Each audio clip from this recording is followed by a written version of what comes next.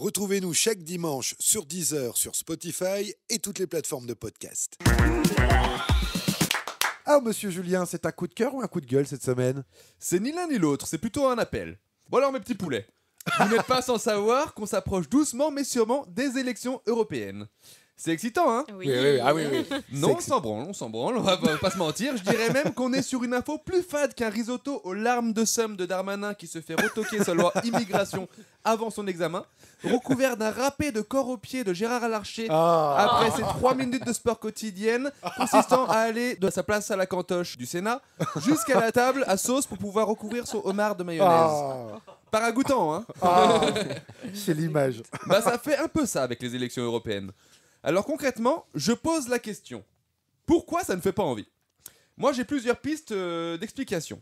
Déjà, c'est sans doute parce qu'à la base, l'Union Européenne, c'est un délire économique, rapport à l'acier et au charbon, donc pas très social. Ensuite, parce qu'on se souvient quand même qu'en 2005, on a voté non au traité sur la constitution de l'Union Européenne, et que finalement, Sarkozy nous a dit que c'était quand même oui. Donc, on est sur une institution qui ne rappelle pas forcément des bons souvenirs en termes de déni de démocratie, en termes de consentement aussi. Bon, pour leur défense, il n'y avait pas encore eu MeToo à l'époque. Du coup, c'était encore une époque où le non voulait dire oui. Mais nous ne sommes pas là pour parler de Darmanin.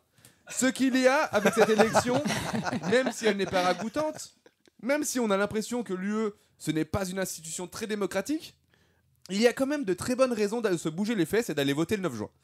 Des raisons internationales d'abord, parce que ça vous aura peut-être échappé, mais il y a quelques guerres en ce moment. Et l'histoire nous a montré que les riches, ils aiment bien la guerre, parce que non seulement avec la guerre, ils s'enrichissent, mais parce qu'en plus, c'est pas eux qui se retrouvent sur le front. Au contraire, c'est plutôt nous, les cons de pauvres. Du coup, je vous le dis tout de suite, si vous gagnez moins de 4 000 € par mois, vous avez plutôt intérêt à aller voter pour ceux qui prônent la paix. Et il y a aussi des raisons nationales, bien sûr. L'austérité, là, que Bruno Magic Renflement-Brun, le maire, est en train de nous préparer tranquillement un grand coup de rabot dans l'assurance chômage, parce que ces glandules chômeurs, ils continuent à être au chômage, ou dans la sécurité sociale, parce que ces glandules malades ont le culot de rester malades.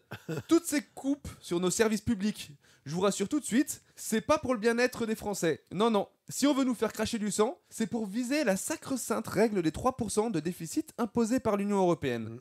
Règle des 3%, dont l'économiste Guy Abeille, qui en est à l'origine, dit lui-même qu'elle est dépourvue du moindre sens économique et qu'elle a été fixée de manière hasardeuse et sans se reposer sur une quelconque étude scientifique. Et ben cette règle à la zob, en votant pour ceux qui la trouvent complètement con, on peut la faire dégager. Bref, j'ai plus le time. Monsieur Nico, ce si bel homme que vous avez la malchance de ne pas pouvoir admirer, car nous ne sommes pas filmés, me lance de grands regards qui ne peuvent vouloir dire que deux choses. Soit il me désire de toute son âme, ce qui me paraît fort probable, soit je suis trop long et je vais me faire engueuler à la fin de l'émission. Je mise sur la première, mais dans le doute, je m'arrête ici. Allez voter le 9 juin. Bravo, monsieur Julien! Les deux, monsieur Julien! Les deux.